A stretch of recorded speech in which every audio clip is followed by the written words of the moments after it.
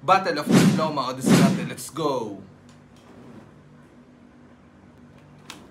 Diskarte o diploma? As a 23-year-old na kumikita ng million every month, na nag-drop out, isa lang masasabi ko. Para sa akin, if magiging negosyante ka at nag-aaral ka pa lang, huwag ka muna mag-drop out. Pero, depende yan sa sitwasyon. Kung pinapaaral ka, go lang. Pero, kapag pinapaaral ka, pero hindi ka naman kayang pag-aaralin dahil gipit na gipit, huwag na lang. Gawa ka na ng diskarte mo sa buhay. Ito seryoso to, real talk lang. Wala akong masyadong believe sa sistema ng pag-aaral dito sa Pilipinas. Diploma o diskarte? Unang-una, wala akong masyadong believe sa sistema ng pag-aaral dito sa Pilipinas. Kasi karamihan ng na-experience ko sa journey on how to have a successful life, wala ako halos nagamit masyado. Nagaling sa eskwela. Ito seryoso to, real talk lang. Wala talaga ako halos nagamit. Naniniwala ako na yung school, parang it could make you a living. So kung tatanungin mo kung diploma o diskarte, hindi na mahalaga.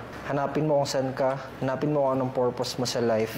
Kung saan mo makita yung purpose mo, yung greater value mo sa society. Kumuha ka man ng diploma, mag-doktor ka, walang problema. Dumiskarte ka man, maging empleyado ka, mag-hustler ka, walang problema. Tsaka, hindi na din ako babalik sa college. Hindi na. Hindi na din. Kasi, ang focus ko ngayon, I will try my best to go hard on this business. Kasi, priority ko ngayon, maging isang magaling na CEO na meron at capable para madala ko yung business ko sa success. Diskarte or diploma? Diskarte. Bakit? Base sa majority ng kamag-anak ko, kakilala ko, nung nagka-diploma, masyado sila naging entitled. That's one.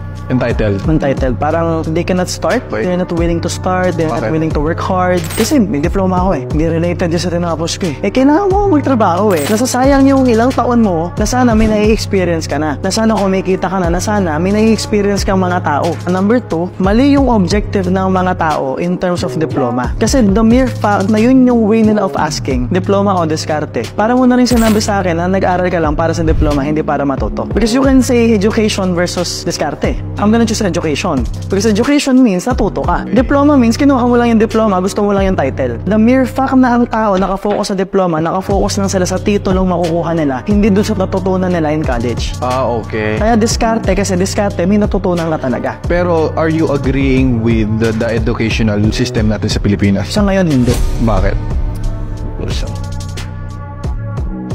Nandito tayo, ito, sigurado, alam niyo successful na tao to. Sen Manny, ano po yung, para sa inyo, ano ang mas importante?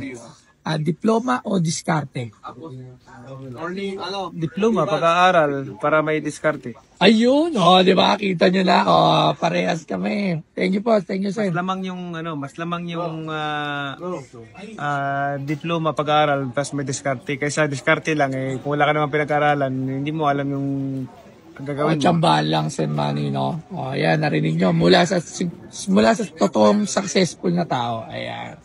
Tatanungin ko, boss, diploma o diskarte?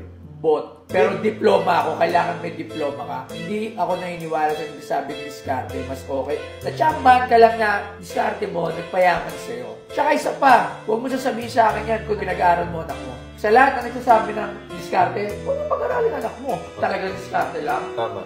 Pinag-aaral mo pa. Correct. Huwag mo nagpag-aralin. Kung di mo pa kailangan diploma, nagkasayang lang pala ng oras dyan eh. Iba yun. Pag meron ka ng diploma, tsaka street knowledge, putangin namin. Perfect yun. Ang dami kong di alam sa mga nakatapos na alam nila. Kung alam ko, hindi na ako mag-hire sa una pa lang. At hindi mo rin ako maloloko kasi alam ko yun. Correct. Maraming gano'n na pag-aaralan sa school na hindi natin din alam. So, nag-hire ka nga ng gano'n eh. Kasi nga, as a professional, kaya ka nag-hire ng professional kasi nakapagtapos sila. Ikaw hindi. Sa akin yun, ha? At anong masasabi mo sa motivational speaker na mas okay ang diskarte?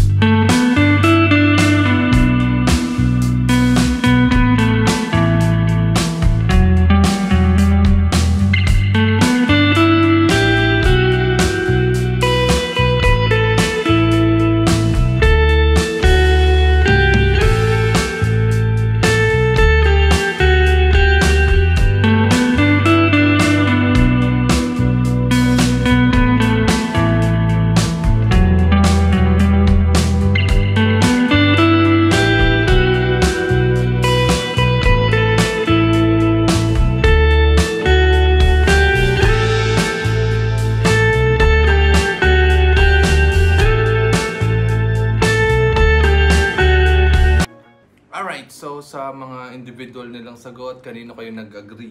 At bilang team, kanino kayo nag-agree? Sa Team Diploma o sa Team Diskarte?